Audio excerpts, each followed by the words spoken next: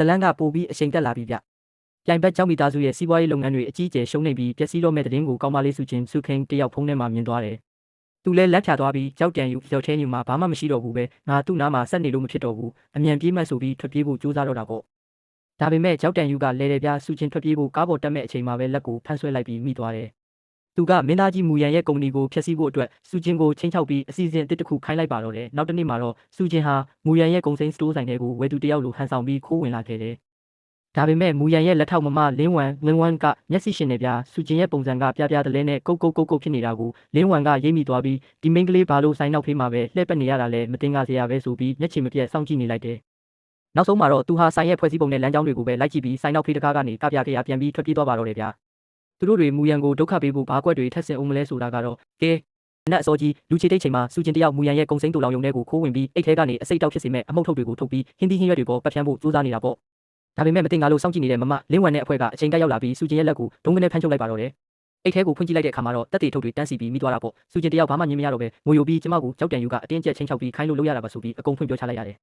မူရန်လည်းတရင်ကြားချင်းရောက်လာပြီးတက်တေတွေကိုစစ်ဆေးကရဲစခန်းကိုချက်ချင်းဖုန်းဆက်အကြောင်းကြားလိုက်ပါတယ်ဒီလိုနဲ့ရဲစခန်းရောက်တော့စုချင်းကအရာအလုံးဟာကြောက်တန်ယူရဲ့လက်ချက်ပါသူကကျမကိုချစ်တယ်ထင်လို့ယုံခဲ့မိတာဆိုပြီးမျက်ရည်ဆက်လက်နဲ့ဝန်ခံလက်မှတ်ထိုးပေးလိုက်တာကြောင့်ဒုစရိုက်အဖွဲ့ခေါင်းဆောင်ကြောက်တန်ယူလည်းချက်ချင်းဖမ်းဆီးထိန်းသိမ်းခြင်းခံလိုက်ရပါတော့တယ်ဟိုဘက်မှာတော့တားဖြစ်သူဖမ်းခံရလို့ပြာရခတ်နေတဲ့ကြောက်ကြီးဟာတားကိုအာမခံနဲ့ထုတ်ဖို့အတွက်ကုမ္ပဏီရဲ့အများပိုင်ဘဏ္ဍာငွေတွေကိုတရားမဝင်နီးလန်းနဲ့ခိုးထုတ်ဖို့ကြိုးစားပြန်တယ်ဒါပေမဲ့ဒီတရားမဝင်ငွေထုတ်ချင်တဲ့စာရွက်စာတမ်းတွေကိုစည်ရင်းကင်ကရိပ်မိသွားပြီးဒါဟာဥပဒေနဲ့မညီတဲ့အများပိုင်ငွေအလွဲသုံးစားမှုပဲဆိုပြီးဖော်ထုတ်လိုက်တဲ့ခါမှာတော့ကြောက်မိသားစုရဲ့ရှယ်ယာဈေးကွက်ကြီးဟာတုံးကနေအောက်ကိုထိုးဆင်းသွားပြီးကုမ္ပဏီတစ်ခုလုံးလုံးဝပျက်စီးသွားပါတော့တယ်ဗျာ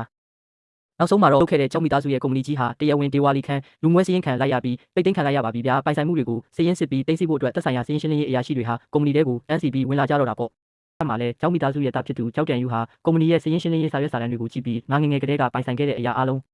အခုတော့ငါလက်နဲ့ပဲငါကုန်ဖြတ်စီးမိလိုက်ပြီးဆိုပြီးနောင်နာတွေအကြီးအကျယ်ကမျက်ရည်ကျနေရှာတယ်ဗျထောင်ထဲမှာရောက်နေတဲ့စုချင်းကလည်းအချုပ်ခန်းတန်တိုင်းတွေရဲ့နောက်ွယ်ကနေငိုယိုပြီးတစ်ချိန်ကစီးစိမ်ချမ်းသာတွေကိုမှတ်မောခဲ့မိတာ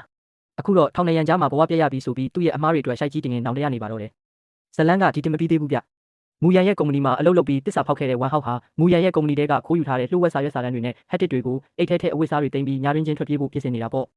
ဒါပေမဲ့မမလင်းဝမ်ကကုမ္ပဏီရဲ့အရေးကြီးအချက်လက်တွေခိုးယူခံရတာကိုသိသွားပြီးမူရန်စီချက်ချင်းဖုန်းဆက်အကြောင်းကြားလိုက်ပါတယ်နောက်ဆုံးမှာတော့မင်းသားကြီးမူရန်ဟာထွက်ပြေးဖို့ပြင်နေတဲ့ဝမ်ဟောက်ရဲ့ရှေ့မှာပိတ်ရက်ပြီးမိသွားပါတော့တယ်ဝမ်ဟောက်ကကြောက်လက်တကြားနဲ့တောင်းပန်ဖို့ပြင်ပေမဲ့မူရန်ကတည်ငြိမ်စွာနဲ့ပဲမင်းနဲ့ငါကြားကတန်ရောစင်တွေတငယ်ချင်းတန်ရောစင်တွေအားလုံးကိုဒီနေ့ကစပြီးတခါတည်းဖျက်တောက်လိုက်ပြီးနောက်ဘယ်တော့မှငါတို့ထပ်မဆုံကြေးလို့ပြောပြီးသူ့ကိုရဲလက်မအပ်ပဲလွတ်ပေးလိုက်ပါတယ်ဗျာဝမ်ဟောက်လည်းအိတ်ဆွဲပြီးလှည့်မကြည့်ပဲအဝေးကိုပြေးထွက်သွားရရှာတာပေါ့မင်းသားကြီးမူရန်ကတော့သူ့ရဲ့အောင်မြင်နေတဲ့ဝေမင်းလက်ဆက်ကုံစိမ်းစတိုးဆိုင်းပုတ်ကြီးကိုပြုံးရက်ကြည့်ရင်းနဲ့ပဲဒုစရိုက်သမားတွေအကုန်ပြစ်ပေးခံရပြီးတရားမျှတမှုအောင်ပွဲခံတဲ့ဇလန်းလေးဟာတည်တင်ပဲပြီးဆုံးသွားပါတော့တယ်ဗျာ